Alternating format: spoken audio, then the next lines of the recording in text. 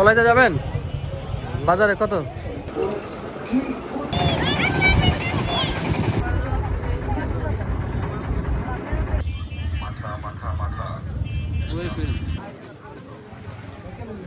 আসসালামু আলাইকুম, আশা করি আপনারা সবাই ভালো আছেন। আজকের উদ্দেশ্য কলাতিয়া ঢালিকান্দি বাজারে যাব। এই জায়গাটা আমার খুব বেশি পছন্দের, কারণ এর আগেও দেখছেন যে আমরা ইফতারি করছি ওই এলাকাটাতে গিয়ে। ওটা ঢালিকান্দি ছিল না, জাস্ট নদীর ওই পারে ছিল।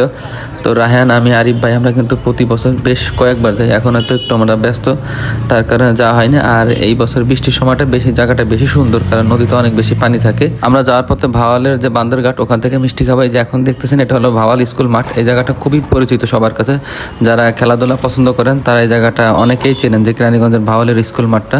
তো যখন যাচ্ছিলাম আসলে এই জায়গাটার পরিবেশটা খুবই সুন্দর, মানে এক সাইডে বাড়িঘর আর এক সাইডে অনেক গাছপালা জমি, মানে পরিবেশটা খুবই বেশি সুন্দর। তো আমরা প্রায় চলে আসছি, যে এটা হলো গিয়েছে বান্দরঘাট। বান্দরঘাটের একটা মিষ্টি পাওয়া যায়, যে মিষ্টিটা একদম কেরানীগঞ্জের জায়গার যে ঐতিহ্যবাহী যে মিষ্টিগুলো ছিল সেই স্বাদটা এখনও তারা ধরে রাখছে। আটিবাজার থেকে কিন্তু কলাতিয়া পর্যন্ত ডাইরেক্ট সিএনজিও পাওয়া যায়, সো আপনাদের ইচ্ছা মতো যেতে যেতে পারেন। বাট রাস্তার অবস্থা খুব একটা বেশি ভালো না। অবশেষে আমরা চলে আসি আমাদের সেই মিষ্টির দোকানে। চলুন দেখি কি মিষ্টি খাওয়া যায় এখানে। যদিও আমরা একটা ওয়ার টাইমে আসছি, কারণ এখন প্রায় 4টা, 4:30 মতো বাজে। তো গিয়ে জিজ্ঞেস করলাম রসগোল্লা আছে কিনা, রসগোল্লা নাই, বাট একটা যে মিষ্টি আছে নর্মাল মিষ্টি, ওটাও বেশ খাই আমরা। ওইগুলা কি আজকের ওই যে মিষ্টি?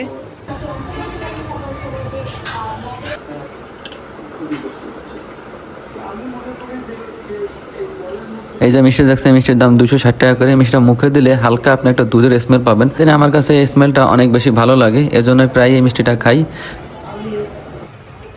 মিষ্টি খাওয়ার পর আমরা আবার রওনা দিলাম সেই কলাতিয়া ঢালিকান্দি বাজারের উদ্দেশ্যে। আর এই জায়গাটা অনেক বেশি সুন্দর।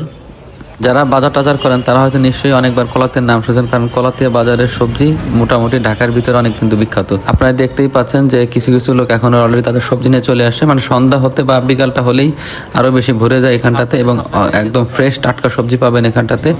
দাম খুব একটা বেশি ডিফারেন্ট না। টাকা কত করে শাপলা? আসেন সন্ধ্যা পর্যন্ত থাকবেন? আচ্ছা।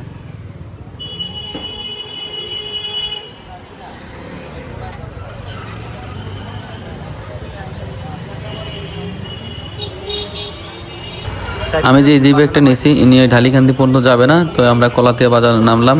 তো আমি ভুল করে আবার কি বলছি, অনেকে বেন্ডির ঘাট বলতে ভুলে ফেলছিলাম। যাই হোক, তারপরে রওনা দিলাম একটা রিক্সা নিয়ে। আমরা কলাতিয়া বাজার থেকে ঢালিকান্দি 20 টাকা ভাড়া নেয় রিক্সায়, মানে এজি বাইকে করে।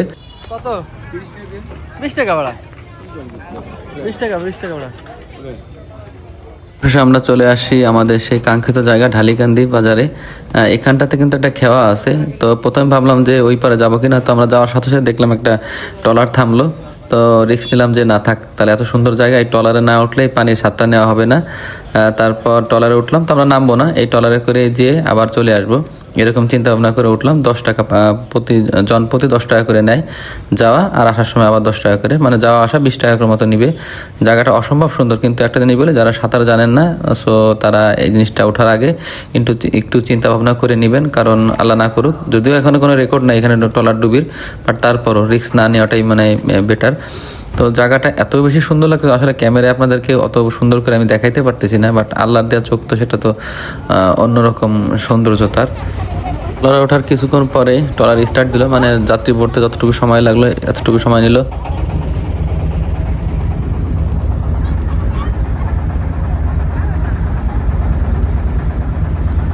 আপনাদের সাথে একটা জিনিস শেয়ার করি, এই ঢালিকান্দি ঘাটের পাশেই কিন্তু একটা নতুন রিসোর্ট বলবো না কি বলবো জানি না, মানে ট্রলার ওঠার আগে এর গতবারও দেখেছিলাম যে এই সাইডটাতে ওরা কি করে সুন্দর 3 বেলা আপনাকে খাবার দিবে, সাথে এরকম মানে সারাদিন নদী দেখতে পারবেন, সাথে মনে হয় মিউজিক আছে, আবার ওরা ট্রলারেও করে, ওদের নিজস্ব ট্রলারে করে ঘোরায় এরকম একটা। আমি অতটা ডিটেল জানি না, এতটুকুই শুনেছিলাম গতবার।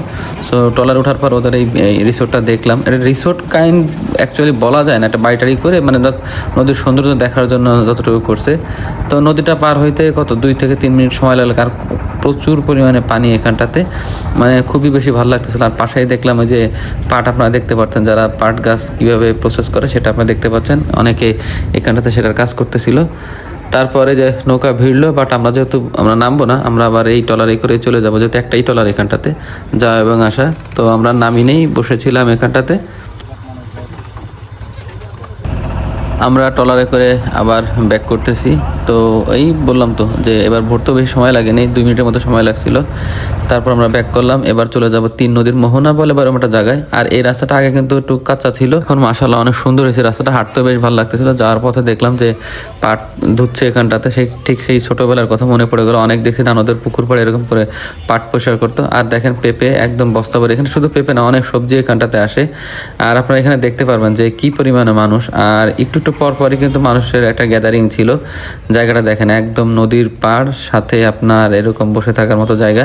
সো মানুষ কি করবে, যেহেতু ঢাকা শহরে ঘোরার ওরকম খুব একটা মানে জায়গা নাই। এখানটাতে যেমন পুরি, যার সাথে সাথে দেখলাম যে পুরি, আলুর চপ, সিঙ্গাড়া ভাজতেছে। আমি আর এই স্বাদ নিতে মিস করলাম না, ভাইয়াকে বললাম যে আমাকে দেন কিছু। এবং আর এটা বলি, এইগুলা যেটাই খান না কেন প্রতি পিস 5 টাকা করে। দেখেন সামনে আপনার নদী, আর এরকম গরম গরম পুরি আর সিঙ্গাড়া যদি ভাজে, আপনি কি না খেয়ে থাকতে পারবেন বলেন? আপনার যাই হোক অ্যাসিডিটি হোক আর যাই হোক, আপনি খাবেনই, এই সুযোগটা আপনি মিস করবেন না অবশ্যই। তো আমিও তার ব্যতিক্রম করলাম না, নিয়ে 1 প্লেট নিয়ে বসে গেলাম। ভাই এটার যে ফিল, আর সত্যি কথা পুরিটা আমার কাছে অসম্ভব মজা লাগছে। জানি না মানে অনেক দিন পরে এরকম একটা মজার পুরি খাইছি। সিঙ্গাড়া হ্যাঁ আমার অফিসের পাশে বেশ মজা সিঙ্গাড়া খাইছি, বাট এই জায়গার এই পুরিটা আমার কাছে দুর্দান্ত লাগছে। আমি একাই 4টা পুরি খাই, মানে এটার ফিলটাই ছিল অন্যরকম। আর সাথে ছিল বেশ মানে বিট লবণ, তারপরে গিয়েছে কাঁচামরিচ, এগুলা ছিল। আলুর চপটা মোটামুটি ছিল, খুব একটা যে ভালো মানে ওরকম না, বাট পুরিটা অসম্ভব লেভেলের মজা ছিল। দেখেন আপনাদেরকে আমি লোভ দেখাচ্ছি, একটু কাঁচা পেঁয়াজ আর পুরি। খাওয়া দাওয়া শেষ করে আবার একটু সামনের দিকে আগাই, তো কিছুক্ষণ পরপরই এক রকমের মানে একটু পরপরই মানুষের জটলা ছিল। মানে একটা দোকান, সব দোকান কেন্দ্রিক সবাই বসে আড্ডা দিচ্ছিল। এখানে চা, কফিরও দেখলাম সামনের দিকে, আপনাদেরকে দেখাই। সামনের দিকে বেশ কিছু কফি আছে, কফির দোকান আছে দেখলাম কয়েকটা। জায়গাটা আপনারা চাইলে সত্যি কথা ঢাকার থেকে এসে একটু হয়তো কলাতিয়া বাজার বা মোহাম্মদপুর থেকে একটু হয়তো জ্যাম পেতে পারেন আপনারা, বাট তাছাড়া আর রাস্তাটা একটু বেশি খারাপ, এই একটা সমস্যা। বাট আপনারা কিন্তু ঘুরে এখানটাতে আসলে হতাশ হবে না হয়তো। আর খাবার দাবারের মান কেমন হবে, এই খাবারগুলো আমি খাইনি, সো আপনাদেরকে রিভিউটা দিতে পারবো না। সামনে গিয়ে দেখি যে একজনরা হয়তো মানে ট্রলার ভাড়া করে নিয়ে আসছে, ওরা খুব গান টান নাচানাচি করতেছিল। একদিক দিয়ে ভালো লাগতেছিল, আবার দিক দিয়ে একটু মনে হচ্ছিল যে না এলাকার এই সুন্দর জায়গাটা এরকম ভাবে নাচানাচিটা কেমন ওয়ার্ডও লাগতেছিল। যাক, এটা যে যার মতো করে সময়টাকে কাটাচ্ছে। আর এই জায়গাটা হলো সবচেয়ে বেশি সুন্দর, কারণ এটা কিন্তু আর কি 3 নদীর মতো পড়ছে আর কি। একটা মোহনার একটা নদীটা বাঁক খাইছে, আর ডান দিকে একটা গিয়েছে। সো এটা 3 নদীর মোহনাই আমরা অনেকে বলে থাকি। আসলে 3 নদী না, জাস্ট যে কোনো একটা জিনিস মোহনার মতো। এখানে পালতোলা নৌকা আছে, বাট যে স্রোত, একটা জায়গায় উল্টা সাইডে যেতে হলে আপনি খুব ইজিলি যেতে পারবেন, বাট আসার সময় আপনার যান বেরোয় আসবে, কারণ যেহেতু স্রোতের বিপরীতে আপনাকে আসতে হবে। এই দেখেন এই যে ট্রলারে করে সবাই যে যার মতো করে সময় কাটাচ্ছে। বাট এই উচ্চস্বরের গান বাজানোটা আমার কাছে একটু মানে যে পরিবেশ নষ্টের মতো একটা কারণ। এখন থাক, এটা আমি বলার কিছু না, নিজস্ব প্রশাসক আছে বা যারা মজা করছে এটা তাদের নিজস্ব একান্ত এই ব্যাপার। পাশে সুন্দর ফুটবলের খেলার মতো একটা জায়গাও আছে, এখানে দেখলাম যে অনেকে ফুটবল খেলতেছে। আর আমি যারা প্রকৃতিকে ভালোবাসেন, সুন্দর রাখতে চান প্রকৃতি, তারা অবশ্যই আমি মনে করি একটু হলে এসে এখানে ঘুরে যেতে পারেন। কারণ ঢাকার যে কোলাহল ছেড়ে এই প্রকৃতির ভিতরে এসে কিছু সময় জন্য হয়তো আপনি দম ভরে নিঃশ্বাস নিতে পারবেন, একদম ফ্রেশ বাতাস আপনি এখানটাতে পাবেন। আর এই গধূলির সময় কিন্তু এই জায়গাটার পরিবেশটা আরও বেশি, মানে এই জায়গাটা আমি একটা জিনিস দেখছি যে আধা ঘন্টা পর পরের সৌন্দর্যটা আপনার চেঞ্জ হয়। যেমন আমি 4টার দিকে যেরকম পাইছি, বাট এখন এসে দেখতেছি ওরকম অন্যরকম একটা, কারণ গধূলির সময়টা এখানটাতে একটা নীলাভ আর সূর্যটা একটু অন্যরকম। সো আলহামদুলিল্লাহ খুবই সুন্দর একটা মোমেন্ট ছিল। এবং এখানে দেখলাম আপনি বার্গার, স্যান্ডউইচ এগুলো বিক্রি করতেছে, আমি ট্রাই করিনি, হয়তো তারা শুরু করছে, তাদের জন্য শুভকামনা। আর এই যে চাচা, যাকে আমি প্রথমেই রিক্সা থেকে নামার পরে খুঁজতেছিলাম, বাট ওনাকে অবশেষে পেয়ে গেলাম। তারপর অর্ডার করলাম, কিন্তু আমার এখানে চাচার একটা জিনিস আমার কাছে যাই না, ওনার ব্যবসা। আমি যখন বললাম চাচা আমাকে দেন, চাচার এটা উনি কেজি আকারে বিক্রি করে, বাট আমি বললাম যে চাচা আমি তো নিতে পারবো না, আমাকে এমনি পিস দেন। 3 পিস 20 টাকা নিল, মানে এটা পেঁয়াজু। এটা আমি আসলে ওনার কোন মেথডে মানে উনি কাজটা করলো এটা আমি বুঝলাম না। এই 5 টাকা করে পিস হইতে পারে বা কিছু, আর 3 পিস 20 টাকা আমার কাছে একটু অন্যরকম, হিসাবটা আমি মিলাইতে পারিনি। দাম যাই হোক না কেন খেতে হবে, যেহেতু মন চাচ্ছিল, প্রথম থেকে ইচ্ছা ছিল যে ওনার এটা খাবো, তাকে আলহামদুলিল্লাহ পেয়ে গেছি।